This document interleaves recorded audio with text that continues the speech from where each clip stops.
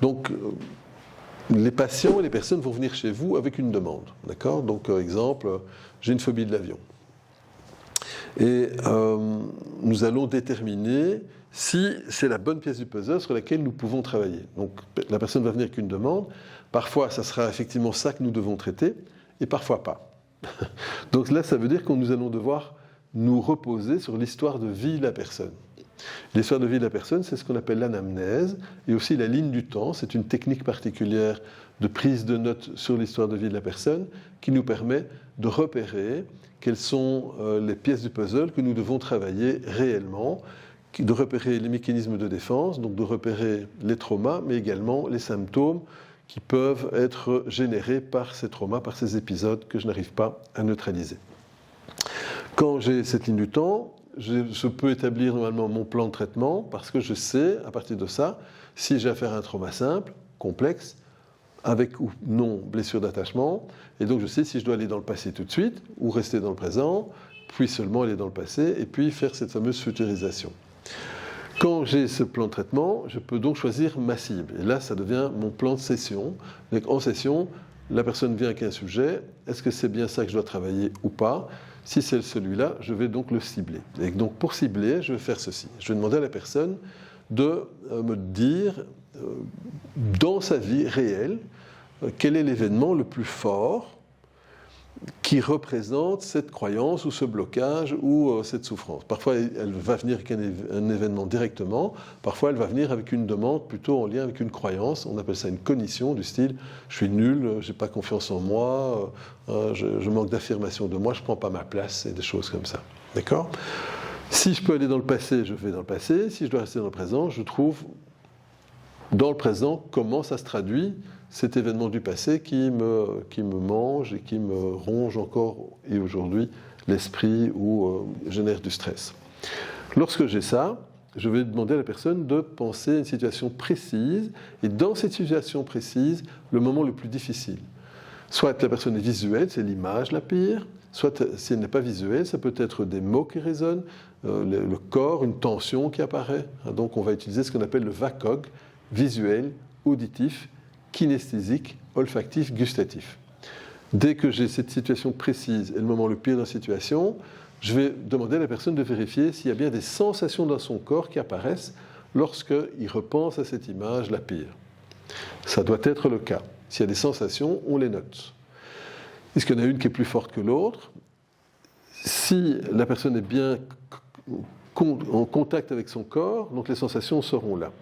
Pourquoi est-ce qu'on demande d'abord les sensations ? Mais parce que si je suis dans mon mental, si j'ai affaire à quelqu'un qui est fortement dans le contrôle et dans le mental, la personne peut très bien me parler des sensations ou des émotions ou des croyances sans être absolument pas du tout connecté à son réseau. Donc, pour éviter de perdre du temps, on vérifie d'abord les sensations. Ok, quand tu repenses à cette image la pire, ce moment difficile, cette situation dont tu m'as parlé, qu'est-ce que tu sens dans ton corps maintenant ? C'est maintenant. C'est pas à l'époque. À l'époque, on imagine que ça ne doit pas être cool, mais un souvenir traumatique, c'est ce qu'il en reste maintenant, ici et maintenant, aujourd'hui. S'il y a des sensations, alors on va demander les émotions. Si on a les émotions, alors on va chercher les cognitions, c'est-à-dire les croyances.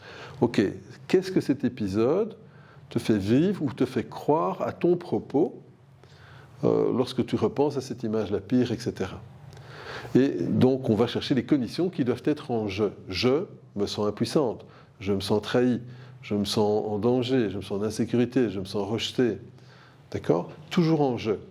Et le plus précis, le plus concis possible. Donc, ça ne sera pas « je me suis senti trahi parce que mon grand-père est sorti de la pièce et que j'étais triste qu'il soit sorti de la pièce ». Non, c'est « je me sens trahi » ou « je me sens abandonné » ou « je me sens en danger parce qu'il a fermé la porte, il m'a laissé dans le noir ». D'accord ?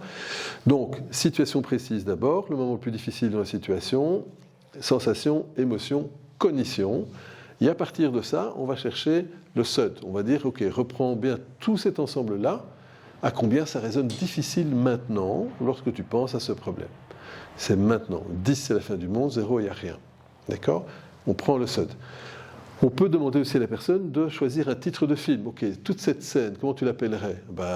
La chambre noire, ou la trahison, ou mon grand-père distrait. etc. Ou la lâcheté, etc. Et on peut utiliser ce mot comme un mot de rappel qu'on va utiliser dans le tapping. Donc, quand on a ce ciblage, on va utiliser une phrase de démarrage et on va utiliser les mots qu'on a ciblés, qui ont été donnés par le patient, les mots du patient lui-même, c'est toujours plus efficace, et on va tapoter sur ces mots pour que la personne reste connectée avec ce réseau de souvenirs, et c'est par le tapping et le fait de penser au négatif qu'on enlève le négatif. Ça, c'est très important. Vous pouvez tapoter sur du positif. En tapotant sur du positif, vous n'enlevez pas le négatif. Vous ne désensibilisez le négatif que lorsque vous tapotez sur le négatif. Ça, c'est fondamental, parce que beaucoup de personnes ont tendance à vouloir tapoter sur le positif parce que c'est plus agréable, mais quand vous le faites, vous n'enlevez pas le négatif. D'accord ? Donc, phrase de démarrage va se présenter comme ceci. Même si j'ai ce problème, je m'aime et je m'accepte totalement et profondément, ça c'est l'EFT classique. Et en EFT clinique, ça sera même si j'ai ce problème, je m'aime et je m'accepte totalement et profondément, plus ou moins. Parce que vous allez voir que plus vous allez aller vers des traumas complexes et blessures d'attachement, moins les personnes n'arrivent à dire qu'elles s'aiment totalement et profondément. Parfois, certaines n'y arrivent même pas. Donc pour éviter d'entrer en conflit avec le système, on va ouvrir une possibilité, mais on va laisser encore la possibilité aux parts qui n'y arrivent pas de se sentir elles-mêmes entendues, reconnues, parce qu'on ne les force pas. On ne va jamais forcer le patient.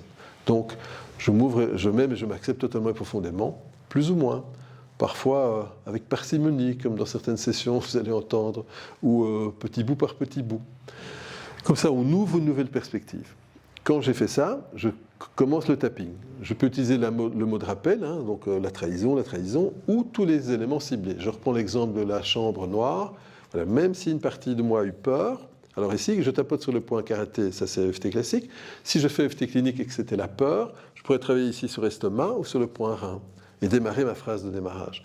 Même si une part de moi a eu très peur cette nuit-là chez mon grand-père, lorsqu'il n'a pas voulu laisser la porte ouverte et qu'il a fermé la porte, je suis toujours un chouette petit bonhomme, plus ou moins.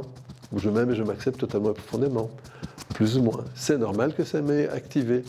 Puis on va reprendre tous les points de tapping. J'ai eu peur du noir. Mon grand-père n'a pas voulu laisser la lumière ouverte. Il a oublié de la laisser ouverte. Il a fermé. J'ai eu peur. Je me suis senti abandonné. J'ai très peur. Une part de moi s'est sentie lâche. C'était insupportable. On tapote. Donc voilà, j'ai très peur de noir. Il a fermé la porte. J'entendais des bruits. J'ai pleuré. Il n'a pas voulu réouvrir. Ou il n'a pas entendu que je pleurais. J'ai vraiment eu très très peur. Il y avait des craquements.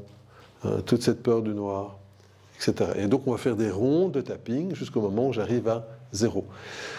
Vous allez voir aussi que parfois, malgré ces rondes de tapping, le SUT, au lieu de baisser, stagne ou réaugmente. Si c'est le cas, c'est que nous devons faire ce qu'on appelle un recadrage, que nous allons voir dans la vidéo suivante.